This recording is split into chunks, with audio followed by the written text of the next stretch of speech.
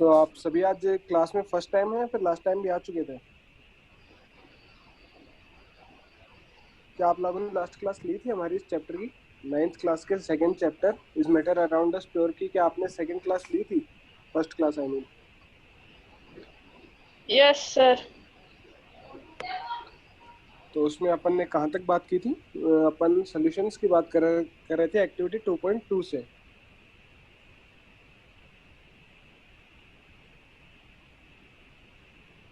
तो आज हम उस क्लास के आगे कंटिन्यू करेंगे। तो एक बार थोड़ा सा मैं आपको रिवाइज करा देता हूँ लास्ट क्लास में हमने क्या पढ़ा था। लास्ट क्लास में हमने देखा था सबसे पहले तो कि प्योर सब्सटेंस क्या होता है, देन मिक्सचर क्या होता है। Substance is a sample of matter containing only one type of substance। जिसका एग्जांपल आपने दिए थे आयरन या फिर सुक्रोज वगैरह कुछ भी मॉलिक्यूल, या फिर आप डिस्टिल्ड वाटर कह सकते हैं, अपना टेबल सॉल्ट कह सकते हैं, जिसमें सिर्फ एक ही सब्सटेंस होता है जैसे कि सोडियम क्लोराइड। ये आपका टेबल सॉल्ट है, इसमें सिर्फ और सिर्फ सोडियम क्लोराइड होता है। तो ये आपका एग्जांपल है प्योर सब्सटेंस का। वहीं अगर आप मिक्सचर की बात करें तो मिक्सचर दो चार सब्सटेंसेस से मिलके बनता है, जिसके एग्जांपल हो गए आपके एयर। एयर जिसमें आप ब्रीथ करते हैं, जिसमें कार्बन डाइऑक्साइड, ऑक्सीजन, नाइट्रोजन और वेरियस पार्टिकल्स मिलकर के एयर बनाते हैं। या फिर कोई भी सोल्यूशन जो कि आप बनाते हैं, जैसे कि आपका मिल्क है, वो भी एक टाइप का मिक्सचर है।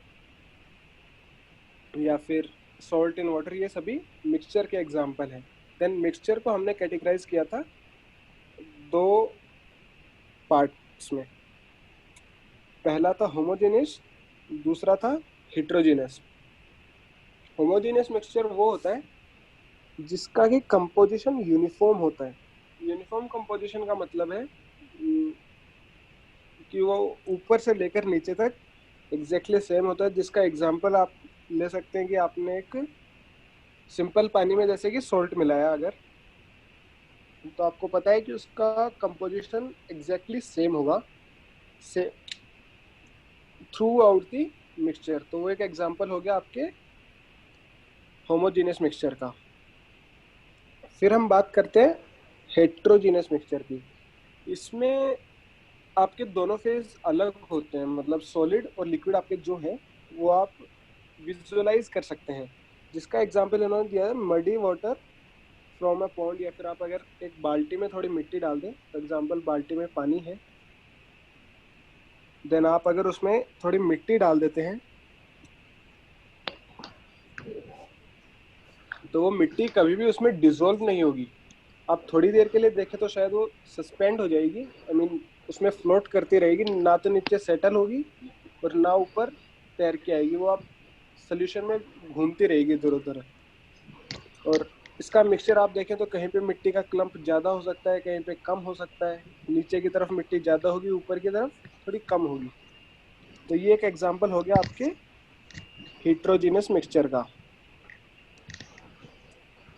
अब हिट्रोजीनस मिक्सचर के अदर एग्जांपल्स में इन्होंने दे रखा है कि आपने पहले तो एक होमोजीनियस मिक्सचर बनाया जैसे कॉमन सॉल्ट का, देन आपने उसमें ऐड कर दिया कुछ ऐसा जो कि उसमें डिसॉल्व नहीं होता। फॉर एग्जांपल आयरन फिलिंग्स या फिर आयरन पाउडर, जो कि कभी भी पानी में डिसॉल्व नहीं होगा। और वो आपका एक एग्जांपल हो जाएगा हेट्रोजीनियस मिक्सचर का। इसका दूसरा एग्जांपल था आपके ऑयल इन वाटर का।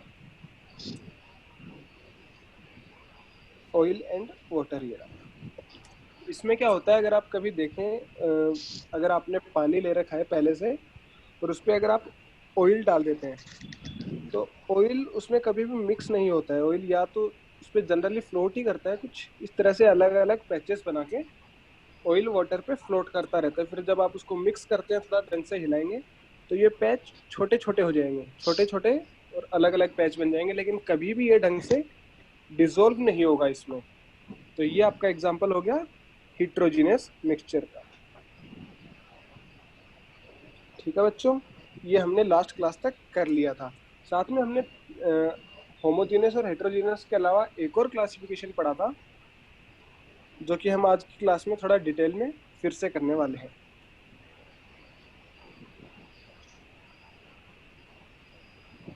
मिक्सचर के यहाँ पे कुछ एग्जाम्पल थे जो मैंने पिछली क्लास में भी एक्सप्लेन किए थे, कि अगर आप दो चीजें लेते हैं, जैसे कि सबसे पहले अपन लेते हैं सबसे सिंपल वाला, कि सॉलिड इन लिक्विड।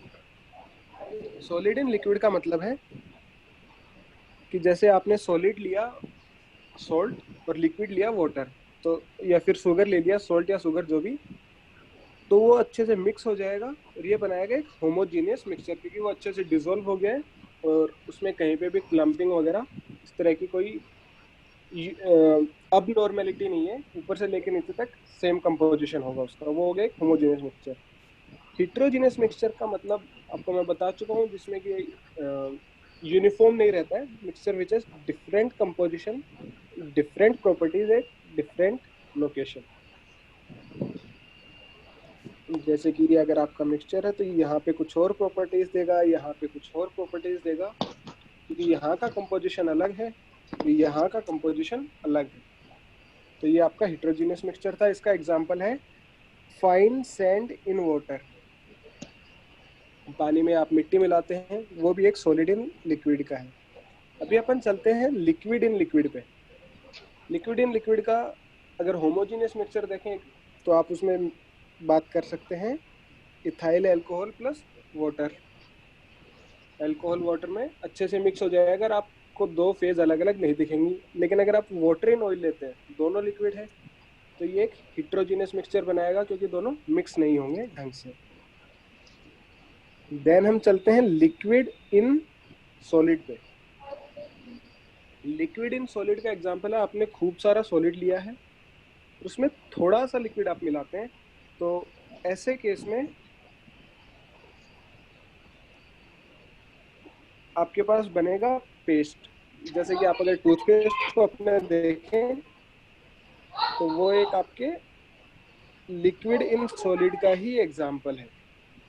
पेस्ट इतना गाढ़ा भी होता है, वो सॉलिड में थोड़ा सा लिक्विड मिलाया होता है। तो इसका दूसरा एग्जांपल है मरकरी इन एमलगेमेटेड जिंक। इस बारे में मैं आपको लास्ट क्लास में एक्सप्लेन कर चुका हूँ कि मरकरी हाई टेम्परेचर पे लिक्विड में ट्रांसफर हो जाती है, लिक्विड फॉर्म में चेंज हो जाती है। देन एक और आता है गैस इन सॉलिड। ये आप hydrogen in palladium higher classes में देखेंगे। एक आता है गैस इन लिक्विड। इसका सबसे बढ़िया एग्जांपल है आपकी एरेटेड ड्रिंक्स, यानी कि कोका कोला, पेप्सी वगैरह, जिसमें कि कार्बन डाइऑक्साइड हाई प्रेशर पे वाटर में मिक्स की जाती है। देन गैस इन गैस के एग्जांपल आप जानते हैं, एयर का सबसे पहले मैंने अभी दिया था, जिसमें कि O2 N2 सभी कुछ मिक्स होता है। ये कुछ एग्जांपल थे डिफरेंट मिक्सचर्स के। अभी हम पढ़ने वाले हैं मिक्सचर की प्रॉपर्टीज।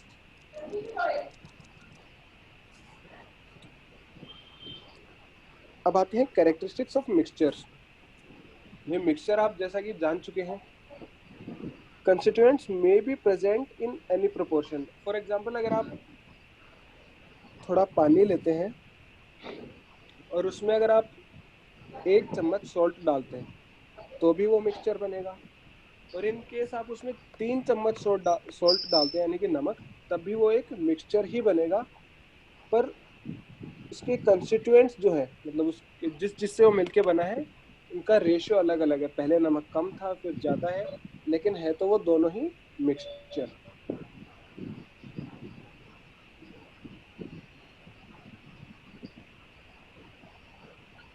ठीक है बच्चों, फिर अपन चलते हैं इसकी सेकंड प्रॉपर्टी पे।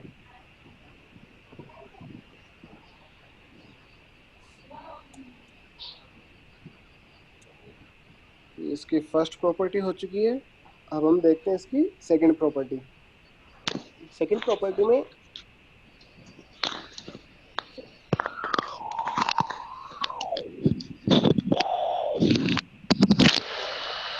अब आपकी जो मिक्सचर है उसमें अगर आपने 3 से 4 चीजें मिलाई हैं, अब जरूरी नहीं है हर बार पानी में एक ही शुगर या फिर सोल्ट मिलाए, हो सकता है आप दोनों मिला दें। तो अगर आप दो चीजें एक साथ मिलाते हैं तो प्रॉपर्टीज दोनों की आएंगी, ऐसा नहीं है कि एक चीज उसमें से अपनी प्रॉपर्टी खो देगा। ये बहुत जनरल सी बातें आप शायद पहले से जानते हो। मिक्सचर्स आर heterogeneous, दोनों होते हैं, होमोजेनियस भी होते हैं, heterogeneous भी होते हैं। Components of mixture can be separated by simple physical method. Physical methods में आपके आते हैं कि आप या तो उन्हें क्रश कर दें या फिर हीट कर दें या फिर कूलिंग कर दें, जिसमें कि आपको हायर लेबोरेटरी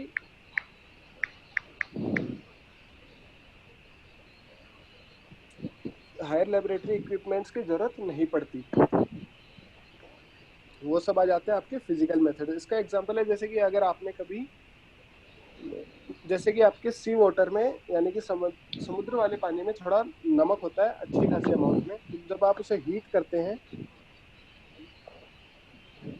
तो वाटर तो इवेपोरेट हो जाता है, तो उड़ जाता है गर्म होकर के, और नीचे सिर्फ सॉल्ट बचता है। तो इस प्रकार हमने वाटर और सॉल्ट दोनों कंस्टिट्यूएंट्स को अलग अलग कर दिया सिंपल फिजिकल प्रोसेस के थ्रू, जो कि यहाँ पे हीटिंग था।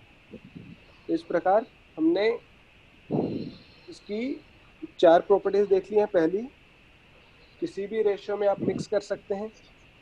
दूसरी, अगर दो से ज्यादा चीजों को आपने मिला है तो सभी की प्रॉपर्टीज मिक्सचर में रहेंगी। और तीसरी बात, ये प्रॉपर्टी हमने पहले मिस कर दी थी, इसमें कहा गया है कि आप जब एक मिक्सचर बनाते हैं तो उसकी एनर्जी ना तो हम नई क्रिएट कर रहे हैं, ना उनमें से कहीं निकल रही है, सभी अपनी उसी फॉर्म में जिसमें कि पहले थे। इसका एग्जांपल है, अगर आप कभी कोई केमिकल रिएक्शन करते हैं तो आपने देखा होगा कि थोड़ी सी हीट रिलीज होती है, आपकी टेस्ट ट्यूब गर्म हो जाती है, जैसा कि जनरली H2SO4 में अगर आप NaOH मिलाते हैं तो वो एक मिक्सचर का एग्जांपल नहीं होगा, क्योंकि उसमें दोनों कंस्टिट्यूएंट्स ने अपनी फॉर्म चेंज कर लिया और एक नया कंपाउंड मिलता है हमें, वो एक केमिकल रिएक्शन हो जाती है और उसमें हीट भी रिलीज हो रही है। तो यहाँ पे यही कहा गया है कि जब भी आप मिक्सचर बनाते हैं, सिंपल मिक्सचर, तो उसमें ना तो हीट रिलीज होगी, ना इलेक्ट्रिसिटी, ना लाइट, इस तरह का कोई फिनोमेना आपको देखने को नहीं मिलेगा। ये कुछ सिंपल सिंपल प्रॉपर्टीज थी जो कि आपको ध्यान होनी चाहिए। मिक्सचर के बाद हम चलते हैं अब सोल्यूशन पे। इसके मैंने आपको तीन सिंपल से एग्जांपल दिए थे एक एक्टिविटी के थ्रू। फॉर एग्जांपल, आप तीन बीकर लेते हैं, लास्ट क्लास में हमने चार लिए थे, अभी यहाँ पे हम तीन में ही समझ जाएंगे। पहला बीकर आप लेते हैं जिसमें कि आप पानी में सॉल्ट मिलाते हैं, तो ये अच्छे से मिक्स हो जाएगा और एक होमोजेनियस मिक्सचर मिलेगा। इसे अपन कहते हैं सॉल्यूशन या फिर ट्रू सॉल्यूशन, जिसमें कि कंस्टिट्यूएंट अच्छे से मिक्स हो जाए। फिर एक दूसरा बीकर लिया जिसमें हमने पानी में मिलाई थी सैंड, सैंड यानी कि मिट्टी। तो उसमें आपको पता है कि पानी में मिट्टी मिक्स नहीं होगी, इसे हमने कहा था सस्पेंशन। इस टाइप के लिक्विड का नाम जिसमें कि चीजें फ्लोट करती रहती हैं, और अगर आप इसे कुछ देर के लिए रेस्ट करने दें, इसे अनडिस्टर्ब छोड़ दें, तो ये सारी मिट्टी नीचे इकट्ठी हो जाएगी और ऊपर क्लियर पानी आपको मिलेगा। ये था सस्पेंशन। फिर एक तीसरा सॉल्यूशन हमने हमने लिया था जिसमें हमने कुछ फाइन पाउडर मिलाए थे, और वो फाइन पाउडर मिट्टी से तो छोटे थे, जैसे कि था अपना मिल्क का सस्पेंशन, दूध, या फिर आपने वाटर में मिलाया एक इंक की बूंद। तो वो ना तो कभी सेटल होंगे और ना कभी ढंग से मिक्स होंगे। ये सस्पेंशन और सॉल्यूशन के बीच की कंडीशन थी। तो ये हमने तीन टाइप के मिक्सचर्स लास्ट टाइम पढ़े थे। आज हम करने वाले हैं उनमें से पहली टाइप, सॉल्यूशन। तो इसमें फिर से वही बताया है कि सोल्यूशन का एग्जाम्पल क्या है। यहाँ पे आपको एक डेफिनेशन याद रखनी है जो कि अक्सर पूछी जाती है कि होमोजेनियस मिक्सचर क्या होता है। वो आप पीछे पढ़ चुके हैं। यहाँ पे आपसे पूछा जाता है कि सोल्यूशन क्या होता है। सोल्यूशन हमेशा होमोजेनियस मिक्सचर को ही कहा जाएगा। इसमें आपको दोनों फेज अलग अलग नजर नहीं आएंगी, बहुत अच्छे से मिक्स हो जाती हैं दोनों। जिसका एग्जाम्पल इन्होंने फिर से सोडियम क्लोराइड दिया है। ये बहुत ही बेसिक सी चीजें बार बार रिपीट की जा रही हैं यहाँ पे।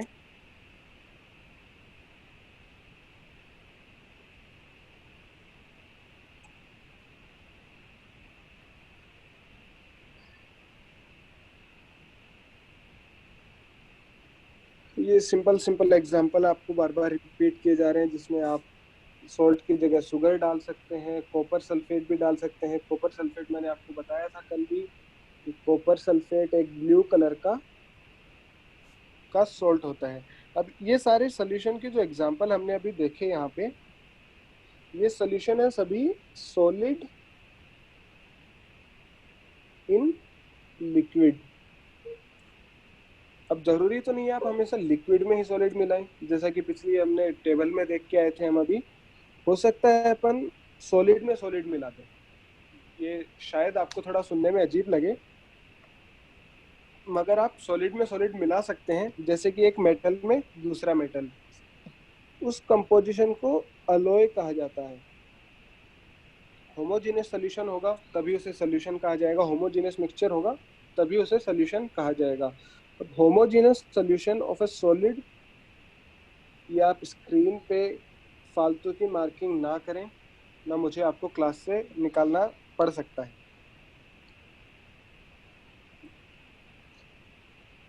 अभी अलॉय एक टाइप का होमोजेनियस मिक्सचर होता है, एक टाइप का सोल्यूशन होता है जिसमें कि दो मेटल्स को मिक्स किया जाता है। इसका एक बहुत ही फेमस एग्जांपल है ब्रास, जिसमें कि 70% कॉपर और 30% जिंक मिलाया जाता है। 70% कॉपर और 30% जिंक। अब इसमें कॉपर 70% है, मतलब कॉपर, ये आपका ब्रास कहते हैं इसे। ये एक टाइप का एलॉय है। 70% कॉपर है, तो कॉपर यहाँ पे सॉल्वेंट की तरह एक्ट कर रहा है। सॉल्वेंट मतलब जिसमें आप मिक्स कर रहे हैं। तो यहाँ तक आप सभी को समझ आ रहा है। जैसे यहाँ पे अभी तक कुछ समझने लायक था नहीं, आपको बस जनरल नॉलेज की बातें आपको बताई जा रही हैं। सोल्यूशन आपको हमेशा से पता है, उसकी कुछ प्रॉपर्टीज आप ध्यान रखें। फिर सॉलिड सोल्यूशन आता है जिसे कि एलॉय कहा जाता है। अब आते हैं सोल्यूट एंड सॉल्वेंट पे। तो जब भी अपन एक सोल्यूशन बनाते हैं उसमें एक हमेशा अपन बेस की तरह यूज करते हैं कि जिसमें अपन दूसरा मैटर डालते हैं, दूसरा सब्सटेंस डालते हैं।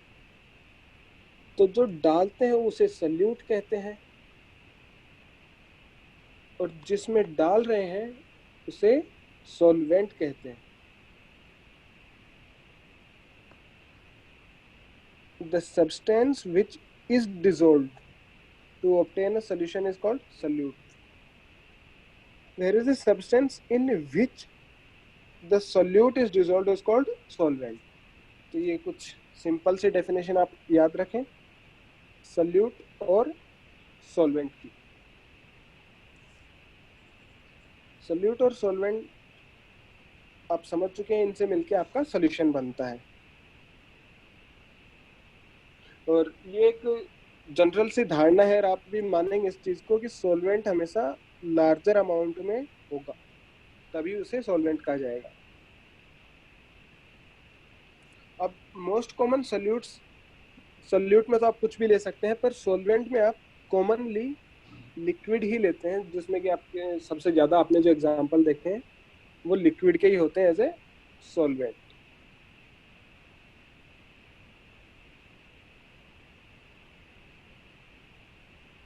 फिर यहाँ पे ये कुछ एग्जांपल्स दे रखे हैं सॉल्यूट एंड सॉल्वेंट। जैसे कि आपका ये एक सोल्यूशन है यूरिया इन वाटर, ये आप देख सकते हैं। इसमें आपको ये आप टेबल खुद से रीडिंग लगाएं। अभी तक हमने जो भी पढ़ा है मैं आपको बेसिक्स बता रहा हूँ। फिर आप इसकी line by line reading class over होने के बाद अपनी बुक से लगाएं। हमने अभी तक सॉल्यूशन देखा, देन सॉलिड सॉल्यूशन देखा, अब है एक्वस सॉल्यूशन।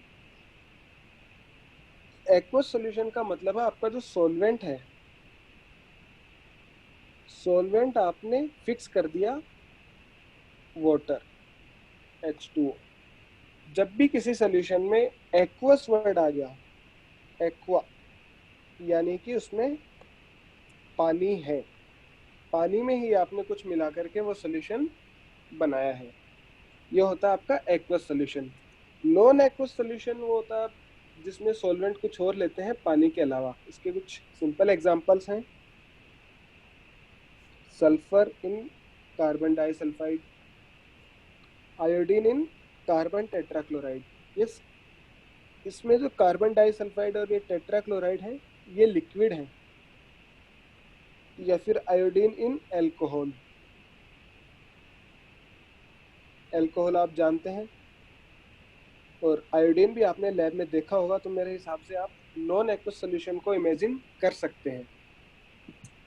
कार्बन टेट्राक्लोराइड भी आपका एक ऐसा ही सॉल्वेंट होता है जो कि जिसका वैसे तो मेडिकल यूज है, आप उस बात पर अभी ध्यान ना दें। फिर अपन चलते हैं प्रॉपर्टीज ऑफ ट्रू सॉल्यूशन। ये सवाल अक्सर आपके एग्जाम में आता रहता है, अभी तक जो हमने पूछा वो सिर्फ आपको पता होना चाहिए। प्रॉपर्टीज पे तो अक्सर आपसे सवाल पूछे जाते हैं। अब ये भी आप वैसे तो समझ सकते हैं अपने हिसाब से, पर मैं आपको बता देता हूँ एक बार फिर से। True solution is a homogeneous mixture, आप जानते हैं होमोजेनियस होगा तभी उसे आप ट्रू सॉल्यूशन कहेंगे। इसके जो सल्यूट और सॉल्वेंट है, मतलब आपने अगर एक्वस सॉल्यूशन की बात कर रहे हैं तो उसके सल्यूट और सॉल्वेंट, सॉल्ट और पानी, उन्हें आप माइक्रोस्कोप के अंडर भी या फिर किसी भी तरह आप उन्हें विजुअलाइज नहीं कर पाएंगे, आप उन्हें देख नहीं पाएंगे, इतना अच्छे से मिक्स हो चुके हैं और उनकी पार्टिकल साइज बहुत छोटी है। ये हो गई आपकी पहली property, molecules can not be distinguished. अब ये आपको शायद यहाँ पे एक नॉर्मल प्रॉपर्टी लग रही हो, पर जब आप इसे कंपेयर करेंगे सस्पेंशन से, सस्पेंशन या फिर कोलॉइड से, जिसमें कि आपको पार्टिकल्स तैरते हुए दिखाई देते हैं, तब आपके लिए एक प्रॉपर्टी बन जाती है जिसे कि आप डिफ्रेंशिएट कर सकें कि ये ट्रू सॉल्यूशन है या फिर सस्पेंशन है।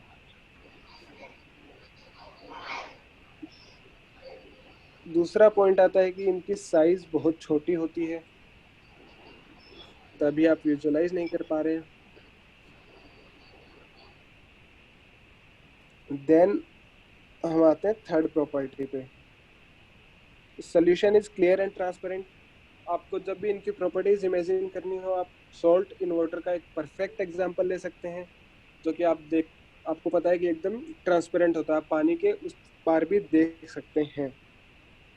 Components of true solution can not be separated by filtration. ये प्रॉपर्टी भी मैंने आपको लास्ट क्लास में एक्सप्लेन की थी, फिर से बता देता हूँ। फॉर एग्जाम्पल, अगर आपने एक बीकर लिया, उसके ऊपर आपने कोई छलनी लगा दी, छलनी मतलब फिल्ट्रेशन पेपर आता है आपका एक, जिसके कि बहुत, आप सिंपल पेपर जैसे उसको मान सकते हैं, पर उसमें बहुत छोटे छेद होते हैं, आपने शायद देखा हो लैब में। तो जब आप इस फिल्ट्रेशन पेपर के थ्रू एक ट्रू सॉल्यूशन को पास करेंगे, तो पूरा का पूरा सॉल्यूशन नीचे बीकर में आ जाएगा, मतलब इस फिल्टर पेपर के ऊपर आपको कुछ भी नहीं मिलेगा, मतलब आप उसके सल्यूट और सॉल्वेंट को फिल्ट्रेशन के थ्रू नहीं सेपरेट कर सकते। वहीं अगर आप इस फिल्टर पेपर के थ्रू कोलॉइड सस्पेंशन को निकालते, फॉर एग्जांपल मिट्टी जिसमें आपने मिलाई थी, तो मिट्टी इस मेम्ब्रेन के ऊपर रह जाती, जैसा कि आप एक कपड़े के थ्रू भी छान सकते हैं, तो मिट्टी इस छलनी में रह जाती और नीचे आपको मिलता क्लियर वाटर। तो वो है सस्पेंशन की प्रॉपर्टी, जिसमें कि आप फिल्ट्रेशन के थ्रू सल्यूट और सॉल्वेंट को सेपरेट कर सकते हो। ट्रू सॉल्यूशन में ऐसी प्रॉपर्टी नहीं होती। Clear and transparent, can not be separated. ये जो डू नॉट स्कैटर लाइट वाला पॉइंट है, ये अपन फिर से करेंगे कोलोइडल सॉल्यूशन के कंपैरिजन में। Solute particles in A true solution do not settle down, वो भी आपको पता है। आज अगर आपने कभी मिक्स कर दिया for example salt in water फिर से, तो वो 1 महीने बाद 2 महीने बाद कभी भी उसमें सॉल्ट नीचे सेटल नहीं होगा, वो हमेशा सॉल्यूशन के रूप में ही बरकरार रहेगा। अब जब आप सॉल्यूशन की बात करते हैं तो ये कुछ सिंपल सी प्रॉपर्टीज हो गई। तो सवाल ये भी आता है कि आपने जो सॉल्यूट मिलाया है सॉल्वेंट में, उसकी अमाउंट क्या है। अमाउंट ऑफ सॉल्यूट, आपने उसमें कितना सॉल्यूट लिया है वो डिसाइड करता है उस सॉल्यूशन की कंसंट्रेशन। ये फिर से एक इजी सी एक्टिविटी है जिसे कि आप अपने आप कर सकते हैं। इस एक्टिविटी में फिर से सिंपल सा बस इतना सा एक्सप्लेन किया गया है कि अगर आप 50 ml वाटर में बेरियम क्लोराइड, सॉल्ट, शुगर वगैरह मिक्स करते हैं,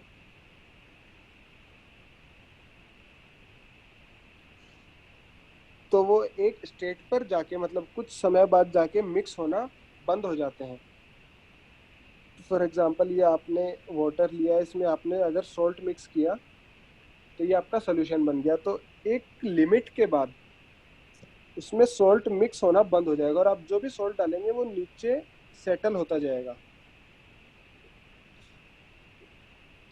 सॉल्ट नीचे सेटल होता जाएगा, लेकिन फिर जब आप इसको हीट करेंगे, फिर जब आप इसे हीट करेंगे इस सोल्यूशन को, तो और फिर से इसको अगर आप स्टीर करेंगे तो आप पाएंगे कि ये सॉल्ट इस बार इसमें मिक्स हो गया है और ये एक प्योर सोल्यूशन आपको मिल जाएगा। तो बस इतना सा कहा गया है कि हीट करने से आप उसमें अमाउंट ऑफ सोल्यूट ज्यादा मिक्स कर सकते हैं। इसे कहा गया सोल्यूबिलिटी। सोल्यूबिलिटी मतलब आप कितना अमाउंट ऑफ सोल्यूट उसमें मिक्स कर पा रहे हैं, वो होगी आपकी सोल्यूबिलिटी। अब सोल्यूबिलिटी आप इंक्रीज कर पाए यहाँ पे हीट करने से। अभी जब आप कंसंट्रेशन पढ़ रहे हैं तो आप कंसंट्रेशन के कुछ टाइप्स पढ़ेंगे कि आप किस तरह से कंसंट्रेशन को एक्सप्लेन कर सकते हैं, जिनमें से पहली है मास बाई मास। तो दूसरी आएगी आपके mass by volume and volume by volume. इसका मतलब आपका बस इतना सा है। फिर से अपन वही एग्जांपल लेने वाले हैं जो इतनी देर से ले रहे हैं, सॉल्ट इन वाटर। तो पहला आता है मास बाई मास, जिसमें आता है कि मास मतलब वेट, वेट आएगा आपका किलोग्राम में। तो आपसे सीधा पूछा जाएगा कि आपने कितना किलोग्राम, कितना किलोग्राम सॉल्ट कितने किलोग्राम वाटर में मिक्स किया। फॉर एग्जांपल 2 ग्राम 1 किलोग्राम पानी में। तो ये हो गया आपका मास बाय मास। इसी प्रकार जब आप पानी को किलोग्राम में ना लेके वॉल्यूम से ले लेंगे, मतलब लीटर में ले लेंगे, तब ये बन जाएगा mass by volume percentage. Concentration of solute in mass, solute यानी कि आपका सॉल्ट यहाँ पे किलोग्राम में लेंगे आप, और वॉल्यूम लेंगे लीटर में। तो ये आपकी सिंपल मैथमेटिक्स से आप इसको सॉल्व कर पाएंगे आगे। फॉर एग्जांपल ये इसने यहाँ पे एग्जांपल दिया है 20 gram of sugar in 200 ml of solution. तो ये मैथ्स अगर आप चाहें तो मैं आपको एक्सप्लेन कर सकता हूँ, वरना अपन एक बार मैथ्स के पार्ट को लाइव रेगुलर क्लासेस के लिए स्किप कर सकते हैं। तो आप एक बार बता दें मुझे कि आप मैथ्स में इंटरेस्टेड हैं या फिर आगे इस पार्ट को एक बार स्किप कर दिया जाए। स्टूडेंट्स आप लोग सुन रहे हैं?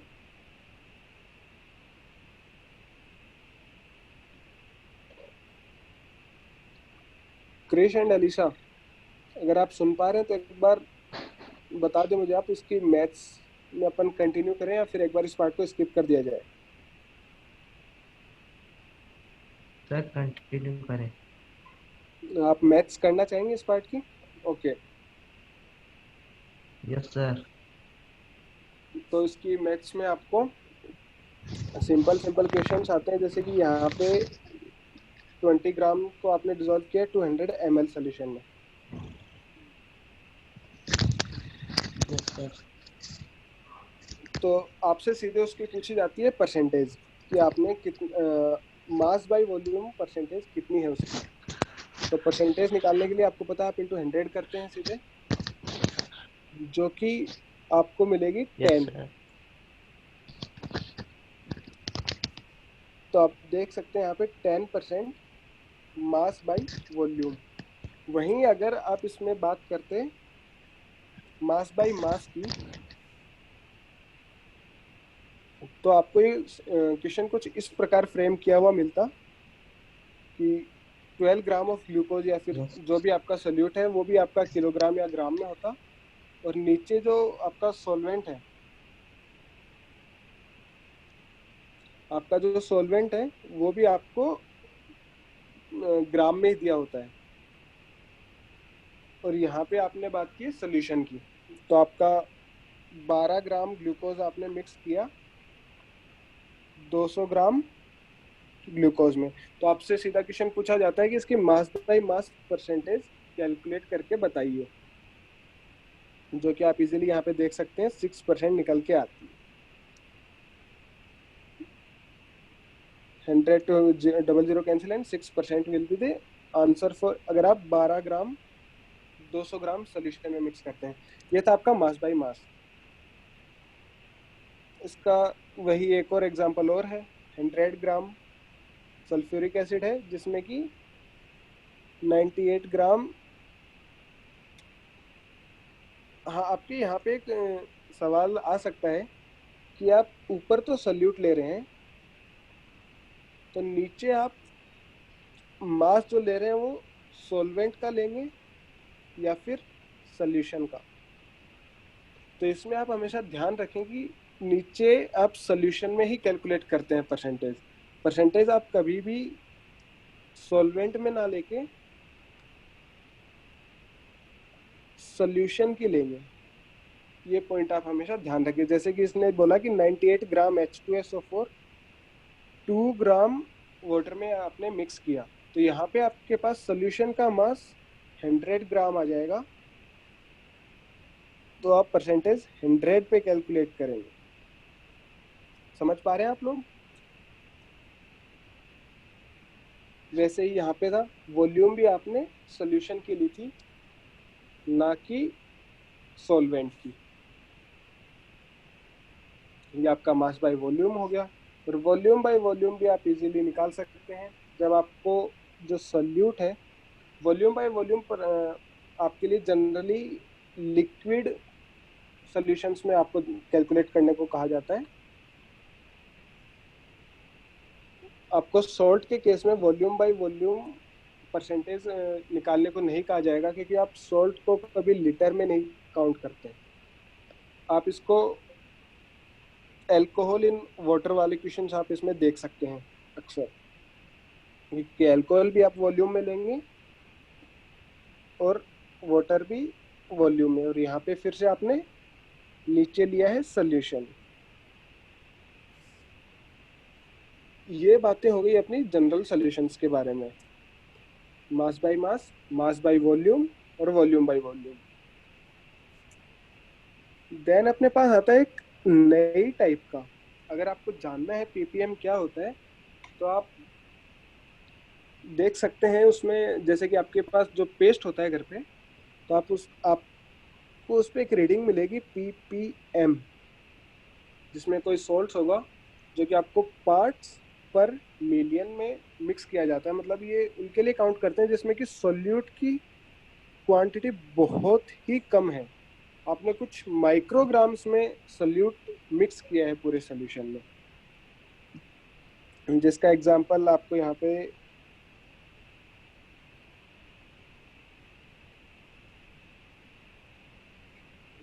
डीडीटी के रूप में दिया गया है। डीडीटी एक इंसेक्टिसाइड होता है।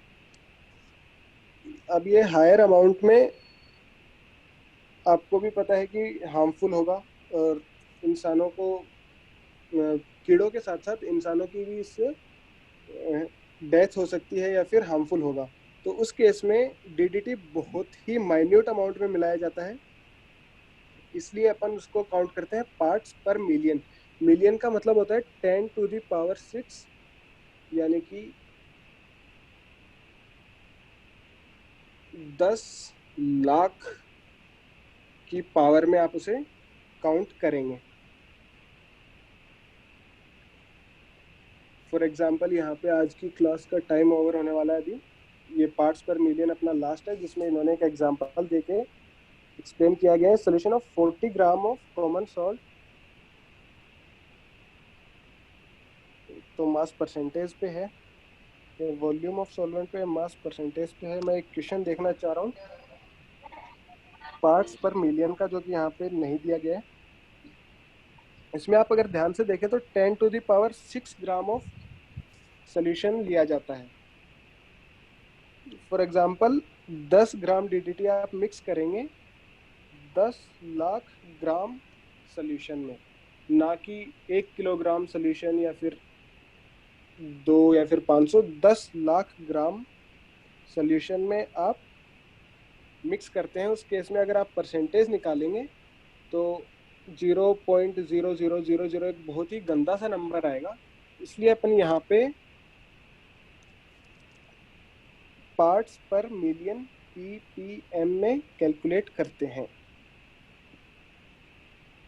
ठीक है बच्चों, ये इसका एक क्वेश्चन मैं आपको नेक्स्ट क्लास में करा दूंगा, और नेक्स्ट क्लास में फिर अपन ट्रू सोल्यूशन से आगे बढ़ेंगे सस्पेंशन और कोलोइडल सोल्यूशन पे, जो कि आज वाली क्लास से थोड़ा इंटरेस्टिंग होने वाला है, क्योंकि ट्रू सोल्यूशन आपके लिए बहुत ही जनरल सी चीज़ है। कोलोइडल सोल्यूशन आपके लिए एक नया टॉपिक होने वाला है। नेक्स्ट क्लास में आगे से अपन कंटिन्यू करेंगे। किसी को आज की क्लास में कोई डाउट है तो पूछ सकता है अभी।